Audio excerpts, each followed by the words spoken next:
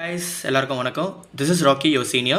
So guys, இந்த video எதுக்குன்னா இந்த வீடியோவில் வந்து நம்ம அசஸ்மெண்ட்டை பற்றி பார்க்க போகிறோம். அது எப்படி பண்ணணும் அண்ட் இந்த வெப்சைட்டுக்கு ஃபஸ்ட்டு எப்படி வரணுன்றது ஸ்டெப் பை ஸ்டெப்பாக சொல்லித்தரேன். ஸோ இந்த வீடியோ ஸ்கிப் பண்ணாமல் ஃபுல்லாக பாருங்கள். Okay, so come to point. First Madras university first type பண்ணுங்கள். சரிங்களா? டைப் பண்ண உடனே உங்களுக்கு உள்ளே போகும். உள்ளே போனோடனே இந்த மாதிரி லிஸ்ட் ஆஃப் இந்த மாதிரி names welcome to Madras university and announcement குரூப்னு இருக்கும்ல, இதில் கீழே வந்து இந்த மெட்ராஸ் யூனிவர்சிட்டி டைப் பண்ணுங்கள். உள்ளே வந்து வெப்சைட் உள்ளே போயிடும். ஓகேங்களா? இதை கிளிக் பண்ண உடனே உள்ளே வந்து நம்ம வெப்சைட் காட்டின உடனே இந்த மாதிரி இம்பார்ட்டன்ட் நியூஸ்னு வரும். அதாவது ஐடி இம்பார்ட்டன்ட் நியூஸ்னு காட்டும். இதில் வந்து தேர்ட் ரோ பாருங்கள்.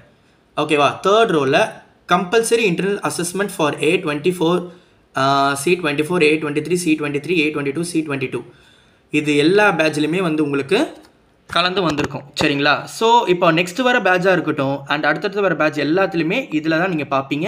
அண்ட் வந்து உங்களுக்கு இப்படி தான் வந்து ஷோ ஆஃப் பண்ணுவாங்க. இதில் ரெட் மார்க் வர்றது, ப்ளூ மார்க் வர்றது, இதில் தான் இம்பார்ட்டன்ட் நியூஸ் எல்லாமே வரும். ஸோ இதுதான் உங்களுக்கு மெயின் வெப்சைட் தான் நமக்கு எல்லாமே மெயின். இதுலேயே உங்களுக்கு எந்த பேட்ச்னு வரும். ஓகேவா? ஸோ இதை நீங்கள் இப்படி கிளிக் பண்ணாலே நெக்ஸ்ட் பேஜில் உள்ளே போனோன்னு இங்கே பாருங்கள், அசஸ்மெண்ட்டோட வெப் பேஜ் வந்து ஓப்பன் பண்ணிடும். இதில் don't use your mobile phone for internal assessment. For what பர்பஸ்னா, ஏன்னா மொபைல் ஃபோனில் யூஸ் பண்ணால் சம்டைம் வந்து உங்களுக்கு எரர் காட்டும், இல்லைனா சம்டைம்ஸ் அது சரியாக வந்து உங்களுக்கு அதை கெப்பாசிட்டி அது வந்து ஹேண்டில் பண்ண முடியாது. சம்டைம்ஸ் அது வந்து கொஸ்டின் வந்து வியூ ஆகாது. அதுக்காக தான் மொபைலில் பண்ணாதீங்க அப்படின்னு சொல்கிறாங்க. அதுவே லேப்டாப் கம்ப்யூட்டரில் யூஸ் பண்ணிங்கன்னா உங்களுக்கு ஈஸியாக இருக்கும்.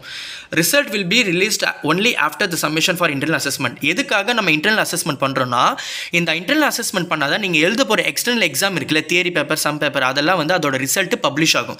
இல்லைனா ஹேஷ்டாக் அட் போட்டு லாக் பண்ணிவிடுவாங்க. இந்த மாதிரி போன பேட்ச் எல்லா ஸ்டூடெண்ட்ஸ்க்குமே ப்ராப்ளம் வந்திருக்கு. And last date for internal assessment 16th 5 2025. அதாவது 16th May அன்றைக்கி தான் லாஸ்ட் டேட்டுன்னு கொடுத்துருக்காங்க.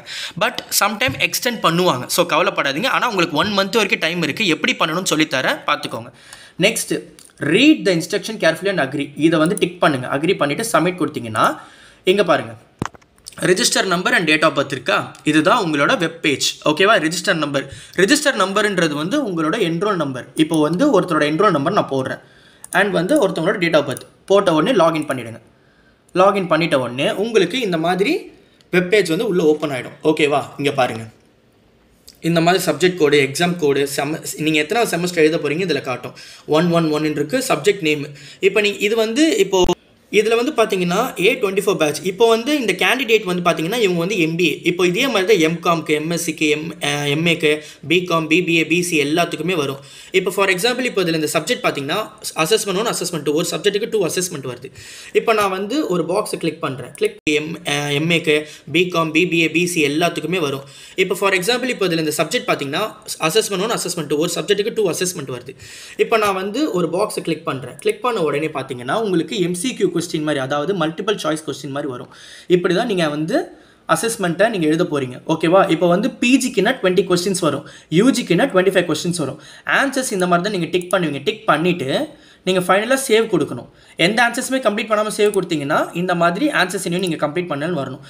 ஃபைனலி வந்து நீங்கள் இப்போது 18 கொஸ்டின்ஸ் முடிச்சுட்டு பேலன்ஸ் 2 கொஸ்டின்ஸ் முடிச்சுட்டு வெளியே வந்துட்டிங்கன்னா உங்களால் இன்டர்னல் அசஸ்மெண்ட்டை கம்ப்ளீட் பண்ண முடியாது. சரிங்களா? ஸோ நீங்கள் இதை ஃபுல்லாக முடிச்சுட்டு நீங்கள் வெளியில் வரணும். ஓகேவா? வெளியில் வந்துட்டு இதோ பாருங்கள், மெயின் மெனு ஆட்டோமேட்டிக்காக ரெக்கார்ட் ஆகிடுச்சுன்னா இந்த ரெட் பாக்ஸ் வந்து க்ரீனாக மாறிடும்.